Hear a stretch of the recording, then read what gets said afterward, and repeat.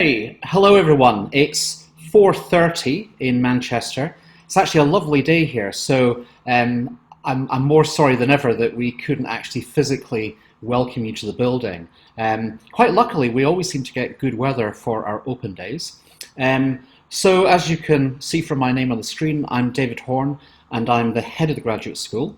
And I would now want to introduce my colleague, Simon. Oh, hi there. I'm Simon, as you can see, Dr. Simon Clark. I'm the Deputy Head of Graduate School, also the course leader for MPerf and PGDIP. So the way we're going to do this is we'll give you a brief introduction to the programs in the graduate school. I also have a poll just to kind of get an idea. It's an anonymous poll and to see, what your school of study would be, if you're from the UK or outside the UK, also what program you're most interested in. I'm going to actually start that poll probably in about 5 minutes because I just want to make sure we've got as many people here as possible for that. So I will be giving a presentation and I will just be starting that now, and then I'll come out of that after a few of the slides, and then we'll have a poll. Okay, great. So anyway, that is our names, as you can see. And the first bit of news was we have to revalidate all of our programs every 5 years, and we last did that in 2019. So it means we've got a new suite of programs running, and of course there was great fanfare about that.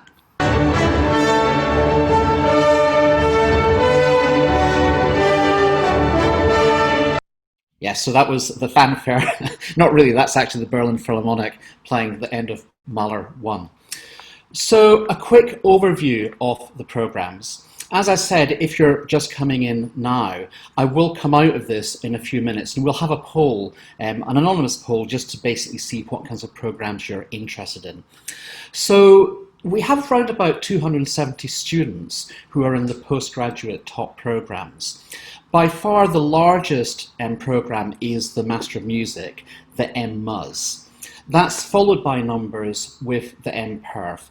The MPerf is a program aimed at overseas students, and it has two particular modules that we'll talk about later, which are ring-fenced for that. Otherwise, the real headline about our programs is that we want to integrate students as much as possible.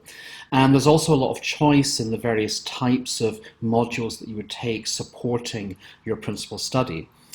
All of these slides will be made available to you later, so don't feel that you have to be frantically writing down notes on all of this for just now. The master's programs can be taken either in a 1 or a 2-year route, and both are possible. Frankly, the most common reason that students would choose one over the other is obviously financial. It costs more if you do the 2-year program. But given that students are coming here primarily for that principal study experience, many of them want as much time as they possibly can. The PGDIP in advanced studies is only available if you already have a master's degree. And then we have the premium program, International Artist Diploma. I won't be talking too much about that in this particular talk, although you're always welcome to send me emails about it. Okay, so moving on. So we have the MMUS, and we have 4 primary pathways for the principal study. You can come here either as a composer, a conductor, a performer, or in popular music. And in the School of Popular Music, we often have a mixture of both composers and performers, so there's not one specific pathway into that. The only program for which you cannot take in 1 year is the conducting program. The 2-year MMUS, it's divided, as you see there, into 2 different years of credits. So you would take 2 modules in the first year alongside your principal study. And then in the second year, you would take another free choice of module and then a research module. Now, every master's program in the UK has to have one module that essentially offers research training. So we'll talk about that in a little bit more detail, because what we did in the revalidation of the programs is we gave a lot more flexibility as to what students could take. There's the 1-year MMUS. You see it's the same programs, essentially just fit into the 1 year. And then the Masters of Performance, also a 1 or a 2 year program, can only be taken in performance or in popular music. That's the 2 year MMUS. Again, actually, it meant to say at the top 2 year MPerf, so I've made a mistake in that slide. Simon, could you just talk about the MPerf? So everyone forgive me, I've made a mistake there, I'll correct it momentarily. Yes, thank you. So as an MPerf student, you do have access to all the same modules that the MMUS students do, which is to say it's very much a comparable course. It does have one key difference though, and importantly, it's in the second year. When you see the slide, it's recording project in that second year. Now, the idea there is that it's exclusively for MPerf students, and it very much is the culmination of everything that they work towards. And ultimately, it results in a professional recording being made in a professional studio with a professional producer, professional engineer, and so forth. And so they do emerge with a professional CD, which is fully bound with inlay notes and everything else, which is excellent, of course, for self-promotion and for future work from there. But the module also involves various projects before that involving editing, so that you see what it's like to be the producer or the engineer commenting on someone else's work and putting together something like a professional recording. So the learning outcomes really are quite significant there, and that really is the jewel in the crown of the MPerf specifically. Thanks very much, Simon. You'll see I also had time to fix the slide, so you can see up there it now does say MPerf. The Postgraduate Diploma in Advanced Studies, it's only available, as I said, if you have a master's degree already. Because it's a postmaster's degree, it has no requirements as to particular modules, so it's a completely open choice. Now, we've made lots of time at the end of this session for anyone who either wants to ask a question using their voice or indeed a text question. At the moment, I won't be reading the chat until we've finished presenting. Also talking a little bit about the assessment in the MMUS. There's a flexible option here where you could take a more traditional final recital, or if you're a composer, a final portfolio, but lots of our students are opting for a more flexible portfolio. So for example, if you're a singer taking part in the opera, you might be able to do that as a 50%, or even in some cases 100% of your final recital. However, if you are doing a major performance like a concerto or an opera roll, there is no requirement that you have to take that as your form of assessment. Okay, at this point, it'd be useful just to see where everyone is kind of coming from in terms of their interest in the programs. So I'm just going to run this poll. It should only take a little bit. So you're being asked what your school of study would be, if you can select that. Also, which of the programs you're the most interested in, if you could do that. I'm also asking if you're from the UK or outside the UK. And then another thing we'll get to is, what's your undergraduate degree in music? Because actually in the postgraduate programs, not everyone is coming from an undergraduate music degree. So we're getting there. Oh, it's nearly complete.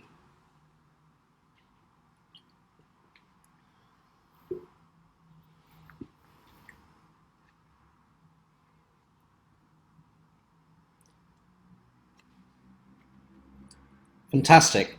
So one more person I think hasn't completed. We've got enough figures now. So we have 4 composers, 2 pianists, 1 popular music, 1 strings. We have 10 in wind, brass and percussion. That's not a surprise. It is by far our largest school. And in a way, it almost seems kind of unfair that we lump it into one group. But as you will find out, in the actual school itself, it's very much kind of separated. So percussionists feel they have a percussion experience, brass, a brass experience, wind, and so on.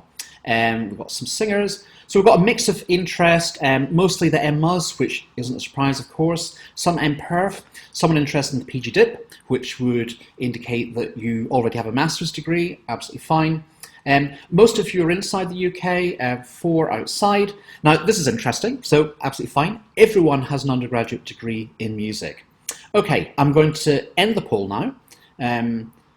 I'll share the results so you can see all of that. And I've got a record of that anyway, so that's of interest. I'll go back now to the presentation itself.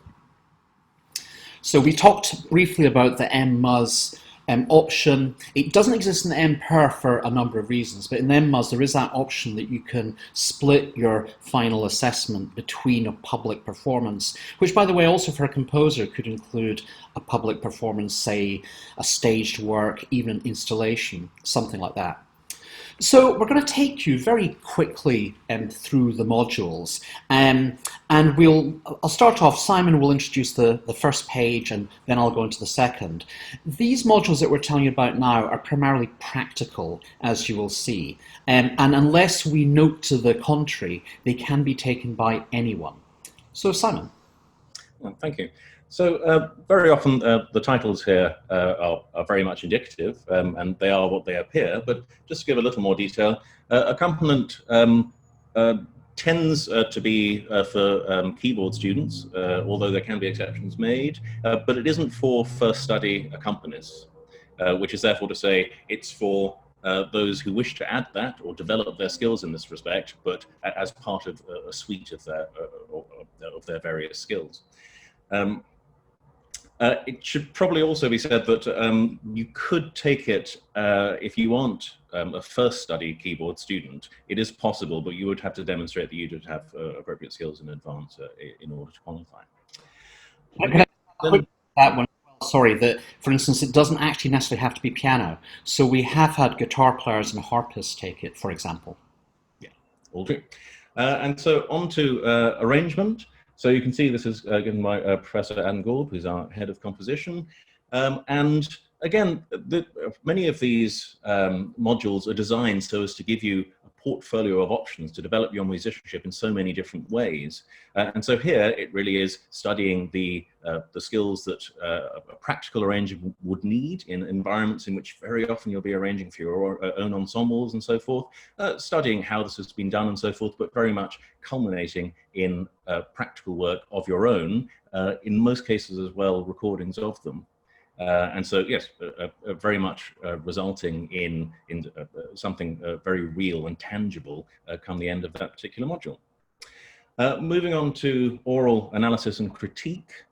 So this is the idea of deep listening, which is to say that where very often we're used to analyzing music, familiarizing ourselves with it at score level, which is to say trying to determine how it's put together, how it's constructed and so forth by attending to the written note. Here we're actually looking at simply listening. Very often it's music that hasn't been written down or can't really in a realistic or convincing fashion be written down, and so therefore the skills that you need to come to appreciate what goes on in this sort of music making, very often contemporary repertoire. And then moving on to the fourth option here on this page, the composition elective, again overseen by our head of composition. So this again is what it would appear to be, but it's not for first study composers. And it isn't for beginners either, in that you'll have to demonstrate that you do have some degree of familiarity with composition, but of course it's a skill that many musicians need and want to develop. And so that results in a portfolio come the end of that module. So again, a very concrete outcome. Simon also raises a good point there, the idea that none of the electives are technically for beginners. And why is that? Because they all have to be M level, in other words, master's level or above. However, a lot of support is given for students when there's a module that they really want to take, but maybe feel that they don't have that immediate experience. Conducting elective, again, exactly what it says on the tin. It can be taken by all students apart from the conducting students. Contemporary songwriting, so this essentially is popular songwriting, and you would compose a short portfolio of songs. Electric experimental ensemble involves all types of instrumental and vocal performance involving electronics, application. Again, in terms of genre, it wouldn't be fair to say it was either classical or popular or something else. It definitely crosses borders and boundaries. And indeed, it's always interesting. This module is taken by a very wide range of students from different schools. Dalcroze Eurythmics is very practical, but doesn't involve performing per se. So some of you may know about Dalcroze already, but it's the idea of music and movement and how you respond to music through movement. And again, this is taken by a wide number of both instrumentalists, performers, singers, and also composers. I'll hand back over to Simon for the next slide.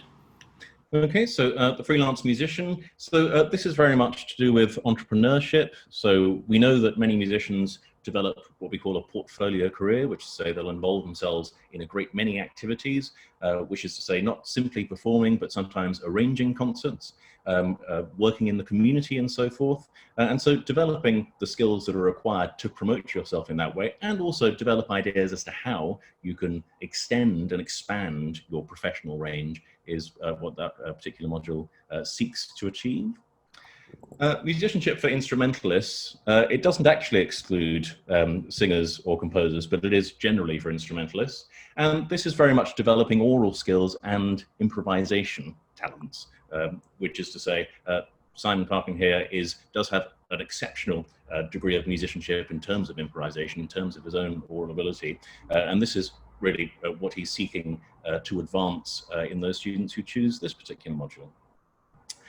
Musicianship for vocalists. So again, this is quite straightforward in that it's for singers and in consort environments, which is to say, developing the skills that are required for vocalists to work together in a range of repertoire relating to vocal consort singing. Thanks very much. I've just been answering some of the chat questions while Simon was taking over. Some really good questions already, and we'll definitely come back to some of this. Still more practical options. So practical pedagogy, now this is core for the MPerf. All MPerf students will take this, and this involves a teaching placement, and usually in one of our local area schools. It's a really excellent way of us kind of reaching out to local schools as well. And you essentially build up a portfolio as a teacher, and you'd be getting a lot of support from various people within college. Now, some students come here, some of you already, here indeed, may already have your own students. And so when we've had students come to college that already have their own teaching practice, they can actually draw on that for this module. You don't have to, of course. If you did want placements, we would definitely try to look for them. Professional edition is taken by School of Vocal Studies, School of Wind, Brass and Percussion, School of Strings. Again, very much what it says on the tin. It's kind of for the orchestral players, training and experience in undertaking a professional edition with all the feedback and preparation, and also for singers, choral placements, opera placements.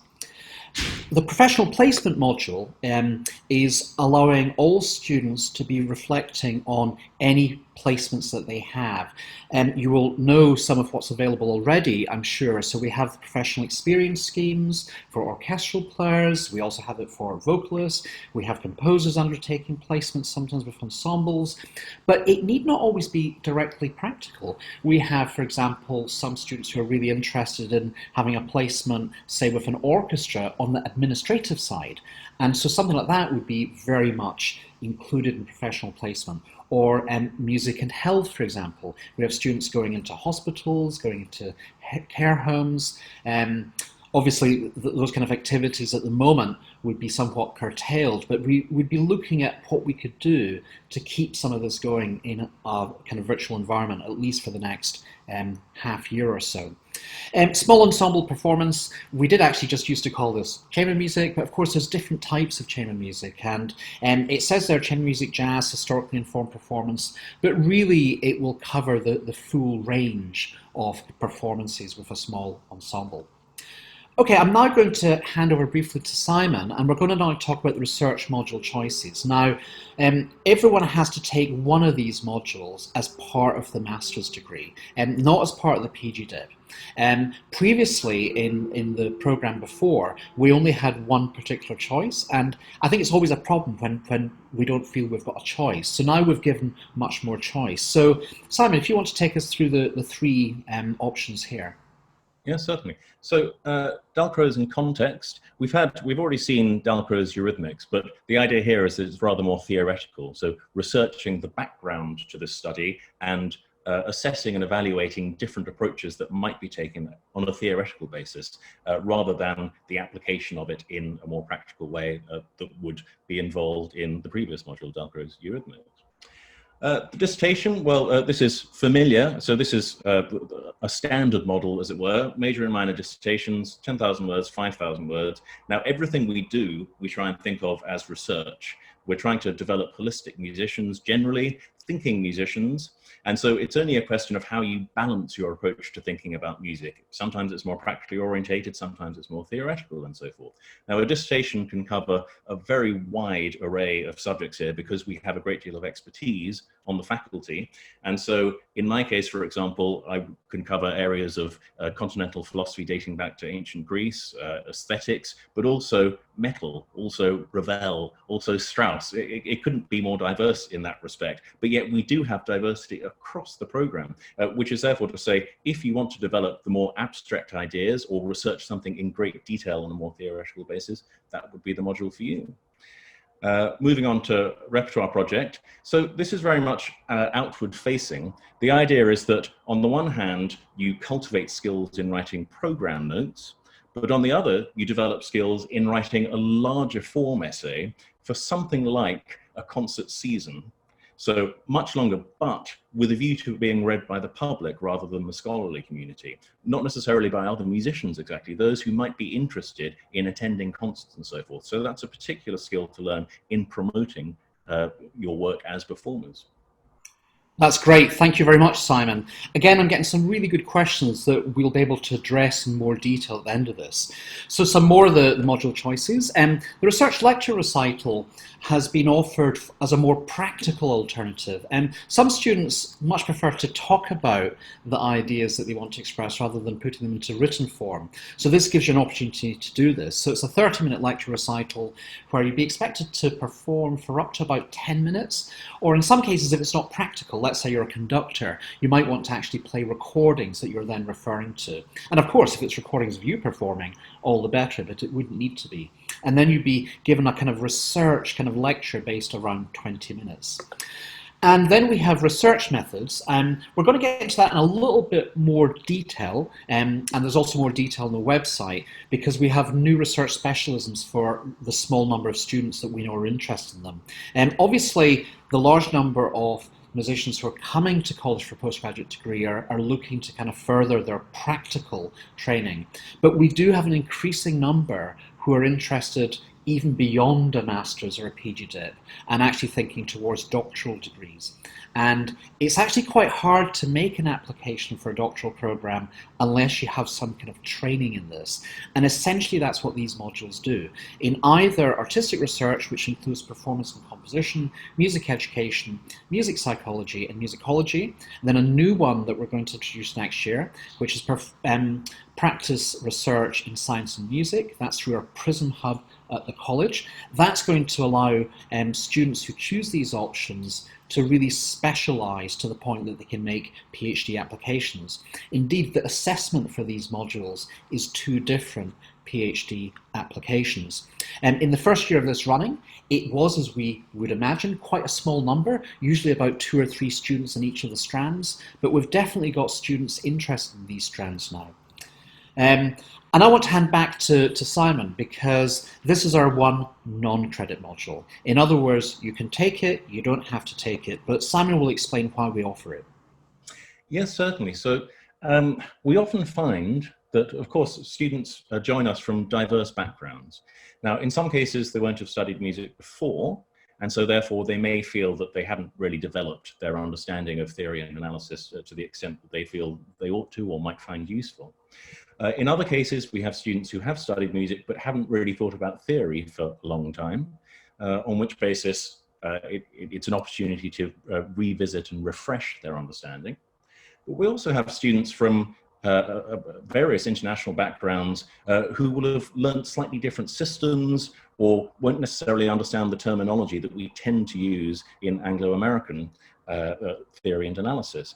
And so therefore, we cover potentially a very significant scope, a very large spectrum, broad spectrum for this, which is to say, although we cover the rudiments of music and so forth for those who will perhaps need it, it's also open in the sense that we can go in any direction whatsoever. Sometimes it's just revisiting ideas, sometimes it's learning the terminology, but sometimes it's an opportunity to study some fairly advanced ideas that the postgraduate community simply, or those members of it, want somehow to add to their understanding, their skill set where music is concerned. Thanks very much, Simon. This is part of a kind of general package for all of our postgraduate students. If you haven't watched it yet, make sure that you watch the short video introductions. It's me and Simon doing a double act in the concert hall by ourselves. It felt quite empty, actually. But we talk about a couple of important things. Every postgraduate taught student is assigned a staff mentor. That'll be someone who's not actually from your school of study. Why is that? Because we want you to think of the head of your school or the deputy head as your mentor anyway, just as your principal study tutor would be. But what this allows is it allows you someone who's not within your school that you can bounce ideas off. They will meet. It's very light touch, so you won't have to see them very much, generally about twice a year, but you can also contact them by email if you have quick questions. We're very keen that whenever students have questions about anything, that they ask us as soon as they possibly can, because more often than not, we can answer those questions.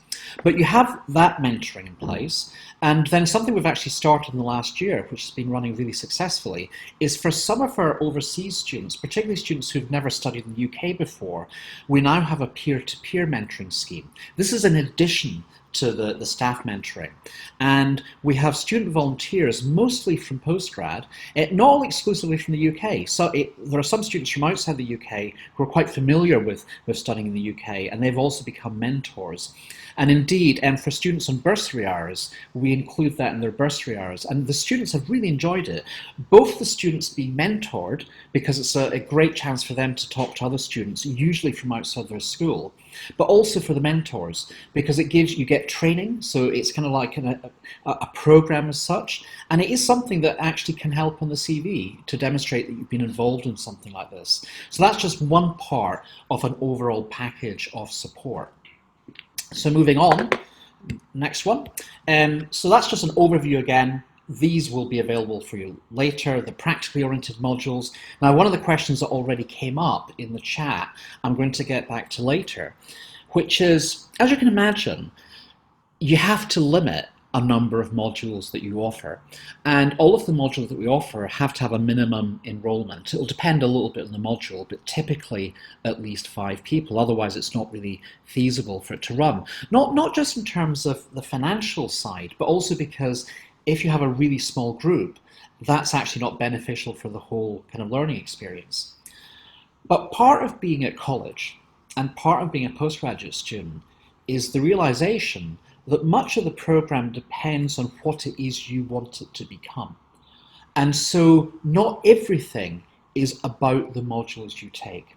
Now, the module selection is really important, and when students start at college, in the induction sessions, we give you a lot of information, not only on what's expected in each of these modules, but also when they meet.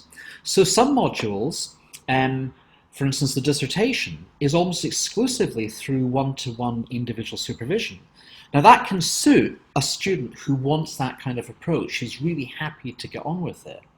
But then something like lecture recital, it has a bit more training, so therefore it's meeting every week. And we never have modules that will meet twice a week, because for timetabling that would be difficult. We have some that might run in one term, not in another, although most of the modules tend to go over both terms. The fact is that postgraduate students are very different to undergrad for lots of reasons. You have degrees already, you are older, you're more mature, and indeed some postgraduate students will often have families. They're sometimes already juggling jobs. Some of our postgraduate students might have a teaching job where they have to be away on a Tuesday and a Wednesday.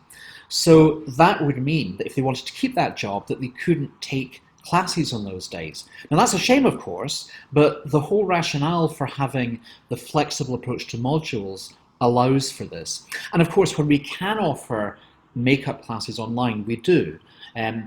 But that's never the same thing as actually being there. So for a student who, for instance, came in and said, look, I want to take this, but I can never be here on a Monday, that would be something they would have to think about. But it's worth remembering, we would never have the same class twice in a week. Okay, moving on to the research module choices. Again, I think we've covered that in quite a lot of good detail. That's my cuckoo clock going off. It is 5 o'clock, so if you can hear it, I'm not sure how much is coming out on Zoom. And also, just to talk briefly about the specialisms, I'll also hand over to Simon. So as I said, we have students who are interested in kind of research specialisms, either in artistic research. Artistic research includes both composers and performers, so it's quite a big group.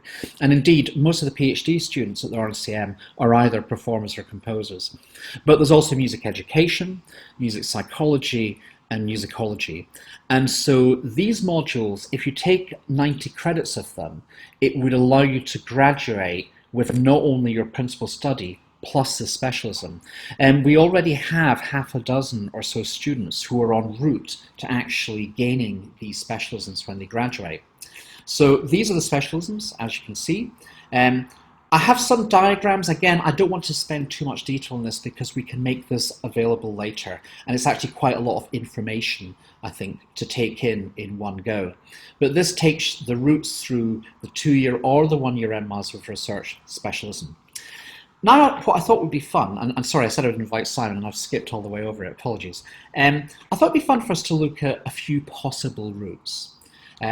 So what happens if you come to the RNCM and your main interest is popular music? And so I just want to give you one example. Now, there's never a one size fits all, and you're always going to have students taking different routes, but this is one possibility. So you'll do your principal study, and that may include composition. And then to support that, you say, okay, well, I also want to do contemporary songwriting. Then you might also say, well, look, I'm an electric guitar player. I want to be involved in electric experimental ensemble. Again, that's possible.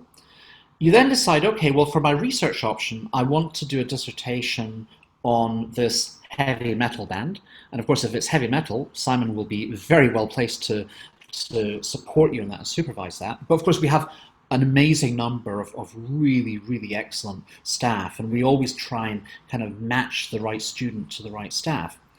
Then you might take something like freelance musician because you want to be able, maybe you've started your own band and you want to be able to promote it, and the assessment for freelance musician is actually a promotional video. Okay, so that's just one example of that. And I also have, because I can't resist, just a gratuitous video from our RNCM session orchestra.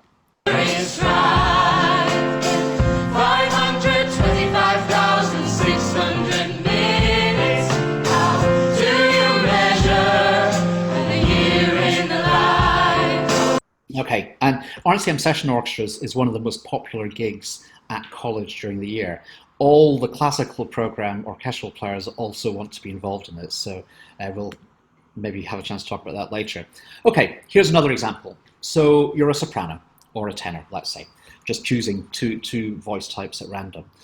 And so you come to college for the 1 or the 2 years, and you want to kind of choose the modules to practically support the singing. So you're not as interested perhaps in going on to a PhD, and you kind of think, I just want something really practical. So here are 4 possible choices. You could do chamber music. Chamber music could include lieder, or it could include melody, for example. It might also be that you want to be in a Baroque group. So maybe singing some songs with continual accompaniment. Then there's a musicianship for singers, concert singing, so again, a very practical module. And then for your research module, you might decide that you want to talk. Now, I would argue that for any musician, either a performer or composer, being able to talk in public is a really useful skill. It'll help you in so many different aspects of your career and your life, including things that are not always anything to do with music, job interviews sometimes. So you might choose to do that, and then again you might want almost something like a kind of show reel for a freelance musician, where you can kind of show your talents as a performer. And again, I've got some gratuitous RNCM vocal performance. This is from last year's production of the Poulenc opera and the Dialogues of the Carmelites.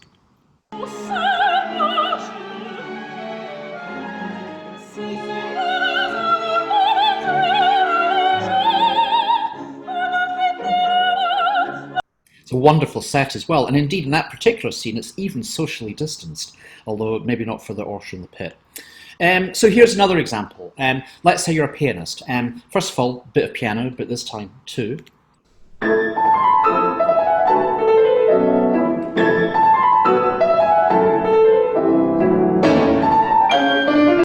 So So you might take accompaniment. Again, that's directly going into your skills as a pianist.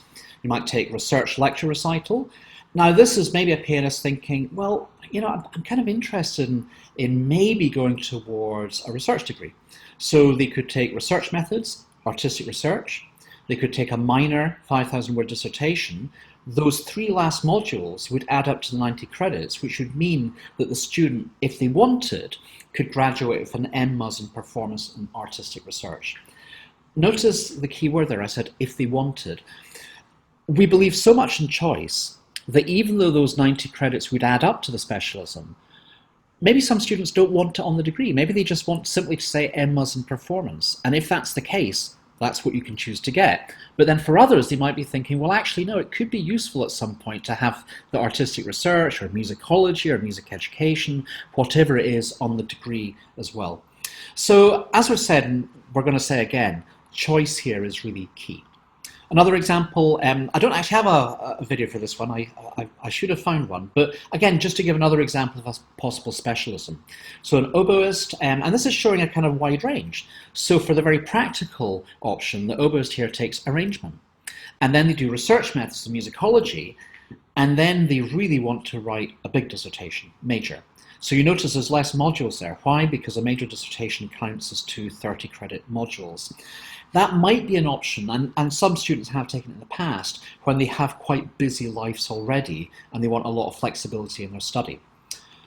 Okay, student interest in jazz. Now the thing is, we don't have a degree that says jazz performance. In the same way, we don't have a degree that says historically informed performance. In the same way, we don't have a degree that says contemporary classical performance.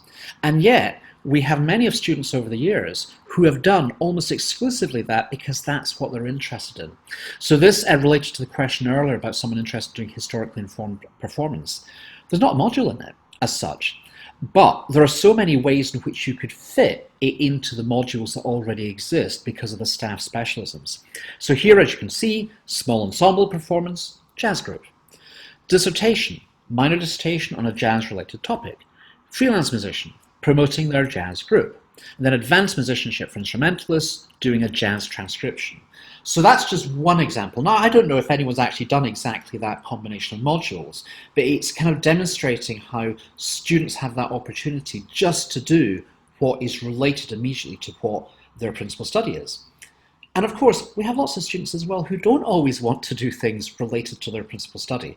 So again, I think that choice is really important. Here, again, this is the final example I give, and let's have a look. Now, I've been a bit cheeky here. I have some Vivaldi, but it's not technically historically informed, although we do have that here.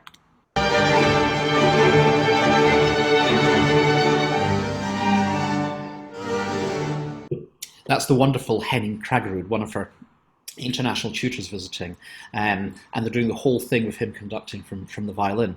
So let's say you are interested in historically informed performance. So you could take, again, small ensemble performance, the chamber music. You could take a dissertation related in that topic.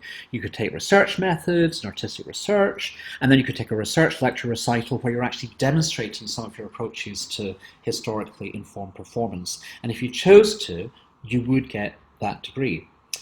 Okay, that was quite a snapshot. It took nearly 30 minutes to cover all of that. I'm going to kind of hand over in a moment to your questions. I'll have a look at the chat first. We'll go through them one by one and then answer them. So thank you very much for that. We'll come out of the screen sharing and let's have a look at the chat. So if you don't mind, even though I've answered some of them, if I haven't answered it sufficiently, I'll talk about it again. So is there a particular style of composition in the composition elective? No, is a simple answer. I mean, I suppose you might think it would be predominantly what you'd call classical composition, but not necessarily. It'd be something you'd want to negotiate with the tutor, but that, by the way, is reflected also in the School of Composition. The School of Composition, we're very proud, I'm also one of the composition tutors as well as the head of graduate school, we're very proud of the fact that we don't have a house style. We don't have an expectation that students will write in a particular way. So this is a useful one from Leda here. I would like to know what subjects exactly would a Master of Music in Violin be attending. So there is no exact formula for this, as I've just demonstrated. It will depend a lot on the modules you're taking. Now, what I didn't even cover, because it's so complex to go into detail, is that every school will have their own classes. So you will have obviously violin lessons, there will be various violin master classes, there will be violin classes as well, sometimes taken by your tutor with a bigger group, and that's already quite extracurricular. We're not talking, for example, about all the orchestral ensemble opportunities. So that's why it's impossible to say exactly what you would get. What we have to do, in fact we're legally obliged to do it, is to tell you the minimum of what you get. So we can tell you, and it's in the handbook, and it may already have been covered in the school meeting today, we can tell you how many violin lessons you get, but that's only, in a way, that scratches the surface, because it's not including all the master classes that either you would take part as a participant or just by watching and learning in a different way. Simon? Yes, I just wanted to say that there are also additional classes that one can attend that aren't credit-bearing necessarily, but they can be very much conducive to your study, depending on your orientation. And Dalcroze, for example, if it's Dalcroze in context. So we should try and schedule for the same day, not only research methods, but also integration of our PGTs, the taught postgraduates, with postgraduate research students. So they have seminars on this particular afternoon as well, very often with the person, the celebrated professional, who will be coming later that day to give a research forum. Which is to say, there's also some sense in which those of our students studying for the MMAs, the MPerf, whatever it may be, also get to integrate with the graduate school as a whole, which is to say our PhD students and the work that they're doing, so that there's a continuum, a continuity of the sort of work that you can be doing and interesting yourself in. Yeah, no, indeed. Thanks very much. Again, I'm going through some of the questions. Now, some of the questions that I would actually probably want to get to some other people. So the question about bursary applications, obviously financial need is the most important thing that's considered, but I would actually go to someone like Adam Croucher if you had more specific questions about that. Of course, it came up because I mentioned specifically that if you, for instance, took part in the student mentoring scheme, that could be included as bursary hours. Bursary hours will include almost anything, and actually one of my goals is to try and ensure that bursary hours can be used in as productive a way for the student as possible, and that's why I love things like the mentoring, because I think it's so much more fulfilling than, for example, stuffing envelopes or something like that. We don't have any part-time postgraduate taught degrees, so that was one of the questions there. We haven't had them for 12 years. The main rationale was to harmonise the programmes as much as possible, and particularly if you're coming from overseas, you wouldn't be able to get a visa on a part-time degree, and even though a home student would be able to, wouldn't need a visa, of course, it'd be disruptive. So no, we don't have that. We don't have any plans to do it either, and we do offer that choice, of course, and we understand that, you know, finances are really important for all students, as of course is value for money, and it's why we do offer the master's degree in 1 year but also in 2. There's no doubt about it, the students who stay for 2 years are staying because it's possible for them to do that financially, but everyone kind of realizes that the more experience that they can get, the better. But that said, there's some people actually who really want to do it in 1 year. They're maybe thinking beyond that, in some cases, job requirements, everything like that. So that's why we make it possible. So example modules that would be required to graduate with MMUS in performance and music education. Okay, good question. It is in our handbook, so it would include things like practical pedagogy. Dalcroze in context is one of the options, and then you'd have to do the research methods in music education and a dissertation. The absolute requirements would be practical pedagogy, so some kind of teaching, the wrong specialism, the research methods, and then the dissertation. I'm just wondering if there's any other particular questions there. Oh, okay, just a quick one, but it brings up something else as well, asking about the music theory course. It's Offered once a week. We try to do it at a time, I think Simon gives up his Friday lunchtimes because that's a time usually when there's not going to be lots of rehearsals. But it is only once, and it's a group. Now, Simon, do you want to talk a little bit more about normally the number of people who attend it and how flexible it can be in terms of content? It is very flexible, certainly. So this year, it's mostly been for students trying to develop their skills from a relatively basic level, but it needn't necessarily be. What I tend to do is communicate in advance, a couple of days in advance of the session, what I'm going to be covering. But I also make clear at various stages that students can contact me if they have a particular request that they want to be covered in one of these classes. And so we maintain communication that way. So it happens once a week, but there can be a great deal of flexibility as to what we cover and how many people will want to attend on a given week. And it raises another issue, which is really important. As an RNCM student, you can actually attend any class. And actually, you can attend any class even in other programs. So, for example, let's say you're a student who's come here and you really feel you're a bit uncomfortable with understanding chords and harmony, and for you, you've decided that it's important to get better at that. You could actually sit in on some undergraduate lessons. It does happen, and it is permitted, and I don't personally see any problem with that. I think it's important for students to know that there's lots of different ways of taking part. We also have, for example, a lot of very specialist undergraduate modules that we're not offering at postgraduate because they're not the same level. So, for example, Simon runs an Introduction to Philosophy elective. Now, if you sat in on that, after 10 lessons, if you didn't know anything about philosophy, you'd definitely think you did by the end of it. That's just one example, and we have 30 to 40 electives. And the fact is, though, once you're here, most students end up being really busy. We're very aware of that. When obviously next term for us is going to be a very new kind of experience because we'll have less people in the building. But once things start going back to a new normal or whatever you want to call it, you will find that things are really, really busy. So I like a lot of the modules in MUS, but how university MUS, how does the PG DIP compare? Yeah, can PhD students take these options? Yes, PhD students also. In fact, PhD students are encouraged to audit the research methods, particularly if they've not been at the college, because they may not have had that kind of training. Is exchange for international skills? Yes, there is. This is a question from Sophia about exchanges. We do have exchanges.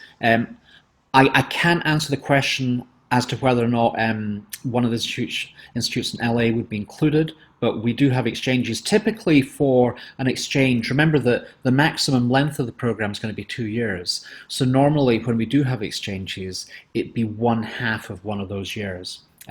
Interestingly, it's generally a very small number of postgraduate students who undertake the exchanges. I like a lot of modules in MUS, but have university in MUS. How does the PG DIP compare? The PG DIP, so I'll explain very, very briefly about levels. So undergraduate degrees, when you get a bachelor's, it ends up at level 6. Then you have level 7, M level, which is postgraduate taught. Level 8 is research level, so that's PhD. So the PG DIP AS is a level 7 degree.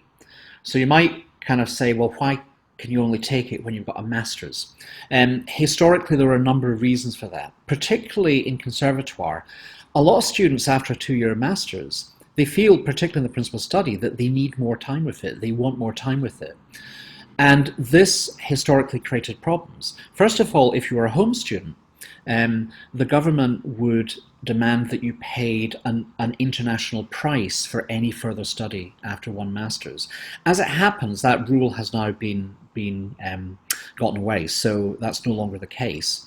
But that was one of the rationales. Also for students coming on overseas visas, it's really important to demonstrate there's a progression. So the PG DIP is there for those students who already have a master's, but they want that extra year of principal study. You have completely free choice of the modules. They are all shared with the MUS and the MPerf, with the exception of the recording project.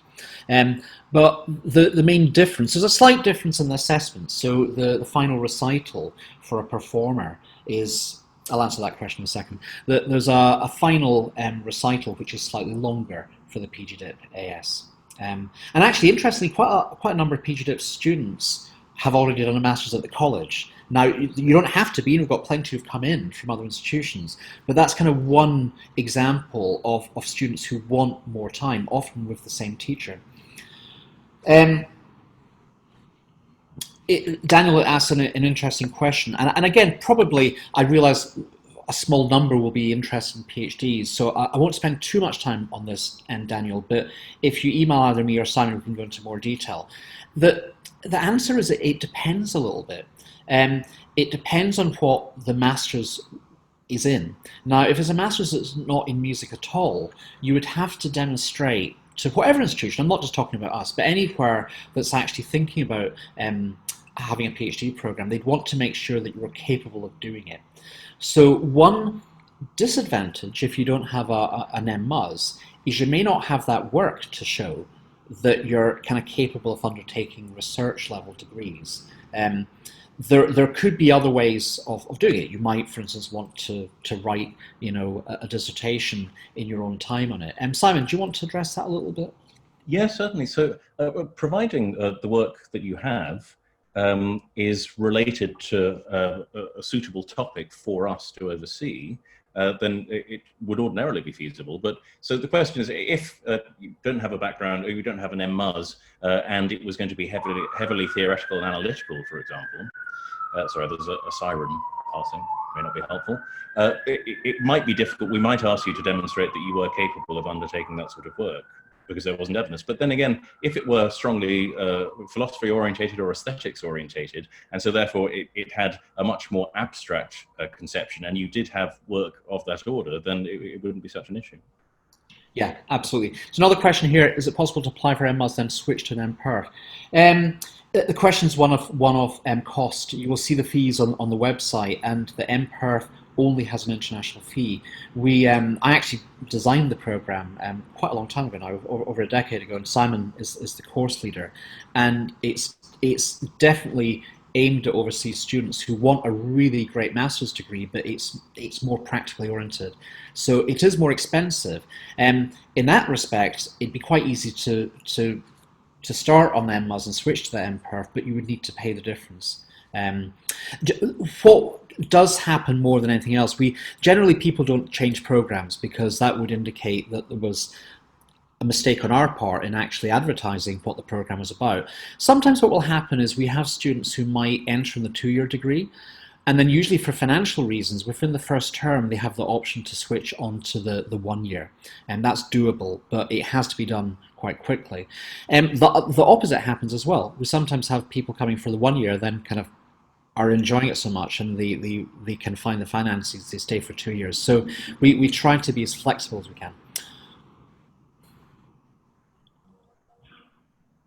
So Valerie's question is a really interesting one. So you saw that video from the session orchestra, and that's really popular with the classical program, and so in the postgraduate program there are no specific classical pop programs. In the revalidation, I got rid of that distinction. So you come in on the MMUS, and you will end up with either performance, popular music, composition, or conducting. But you have the full choice of programs. So things like the songwriting, even the oral analysis and critique module, we designed that very much thinking of crossover. Now, in terms of the practical classes, so within the school itself, it depends very much on what your instrument or voice was, what your background was. I mean, probably if, let's say you come in here, I'm just going to make something up, as a classical clarinetist, but actually you also have a double life as a pop singer. I mean, if you get a group at college that's going to be able to work with you and it can work in terms of time, then something like that would probably be supported. I don't make guarantees about it because it'll depend on so many circumstances, but without a doubt, what we really want to do at college is to remove that sense of barriers. And when I say that, the fact is that some students want to come and have a very narrow focus, and that's fine as well. So you might have someone that wants to come, again, I'll make something up, who only wants to kind of learn orchestral percussion, and they want to really build their skills as timpanist, maybe or maybe as mallet percussion, something like that. So some people want to be very focused, and we like to think that the programs are flexible enough to do that. How to be different from singers, composers? Okay, so let's go back to that one. How to be different for singers, composers for the musicianship instrumentalist module? So that module, taken by somebody who's really excellent at improvisation, which is neither classical or non-classical. He's also very interested in jazz as well, Simon Parkin. Singers who've taken it, they might do something like, their project might be arranging a folk song that doesn't have a score. And that could involve a little bit of improvisation. So I think it depends a lot on the kind of project that you want to do. Again, I'd like to think there's no one size fits all, and that people could be accommodated. Either PhD, interested in music education, help. So, Lisa, I would say for your question, if you're interested in applying for a PhD, then particularly music education, on our website, and indeed may not be here, I understand that, but have a look at the people that you'd want to contact about that. Music education in particular, it's obviously of a discipline that expects quite a lot of rigor before you go into it. Now, for example, I'm just throwing this out as one example.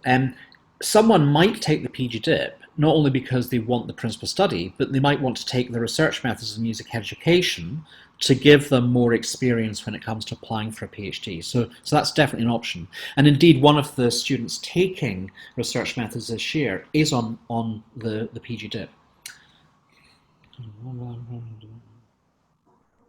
Okay, very good question about if you're still on the bachelor's. Now, particularly at the moment, so at the college here, some of our undergraduates have opted for a September recital. So that means that they won't actually finish the degree until the end of September. For us in the postgraduate programs, that's not going to be a problem. In fact, it's not unusual. For many reasons, sometimes an undergraduate performer in particular may need to delay their recital. They might have been ill, for example, or they might have had professional work. They might have been singing in an opera or something like that. So, well, I'm doing that for this last one. No. I'm sorry. I'm misunderstanding. I'm really sorry about that. So your third year bachelor's. No. That's very normal to apply for a postgraduate program while you're still finishing the undergraduate. What you get is what's called a conditional entry. So what that means is it's because you haven't finished the previous program, and providing you finish it, then you'll be on their MUS.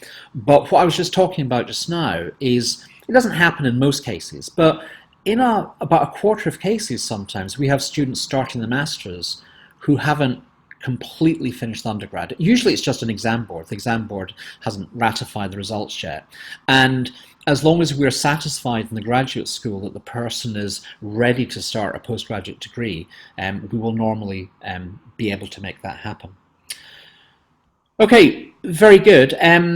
It does feel strange looking at a kind of whole kind of, it's like black squares that we have here. I can only see Simon and I. That's absolutely fine. I hope this was really useful. We have recorded it, so if there were things that you wanted to revisit, that would be possible. The slides will also be made available. Some of you, I realise, might have very specific questions, and by all means, just email them. We try to kind of respond to emails quite quickly, but for example, on a day like this, I'm not able to attend to any email at all, so sometimes it might take us 24 hours. But it was really nice to talk to you, if not to physically be seeing you in the lecture theatre at the college where we would normally give this talk. Simon, do you want to say a final goodbye? Yes, well, thank you very much for listening. I hope we've managed to answer any questions actually asked, or in the course, at least in the course of what we've said, inform you of everything that you needed to know. But as David says, just do feel free to get in touch about anything related to this, and we'll reply as quickly as we can. Thanks very much, everyone. I'll be ending the meeting now. Sorry about that. Bye-bye.